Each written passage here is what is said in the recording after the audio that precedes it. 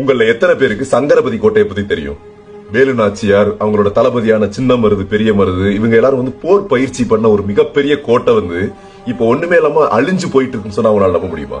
அது வேற எங்கேயும் இல்ல, காரைக்குடி டு தேவகோட்டை போற வழி இருக்கு இல்லையா, அங்கேதான் இருக்கு அந்த கோட்டை. ஊர் மக்கள்லாம் சேர்ந்து மனு எழுதி கொடுத்து இது வந்து வரலாற்று மிக்க ஒரு பிளேஸ், இந்த பிளேஸ் வந்து ஒரு டூரிஸ்ட் பிளேஸா மாத்தணும் அப்படின்னு சொல்லி கவர்மெண்ட் சொன்னதுக்கு அப்புறம் 2013ல பாத்தீங்கன்னா இது ஒரு சுற்றுலா தலமா மாத்தலாம் அப்படின்னு சொல்லி பர்மிஷன் கொடுக்குறாங்க. 2015ல வந்து 3 கோடி ஒதுக்குறாங்க ஏடிஎம்கே பீரியட்ல. 3 கோடி.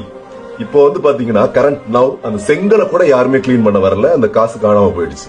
இந்த கோட்டையோட ஸ்பெஷல் என்னன்னா, சின்ன மருது பெரிய மருது அரெஸ்ட் பண்ண இடம், அதாவது பிரிட்டிஷ் வந்து அரெஸ்ட் பண்ண இடமே அதுதான். நம்ம ஆளுங்களோட சூழ்ச்சினால இந்த கோட்டைக்கு பின்னாடி மிகப்பெரிய போர் பயிற்சிக்கான பெரிய தளமே இன்னமும் இருக்கு. ஒரு 1.5-2 ஏக்கர் கிட்ட பெரிய தளம் ஒண்ணு இன்னமும் இருக்கு, மெயின்டைன் பண்ணாம. இந்த கோட்டைக்கு கீழே மிகப்பெரிய சுரங்க பாதைகள்லாம் இருக்கு. திருச்சி, மதுரை, புதுக்கோட்டை இது எல்லாத்துக்குமே போறதுக்கான பாதைகள் இருக்கு.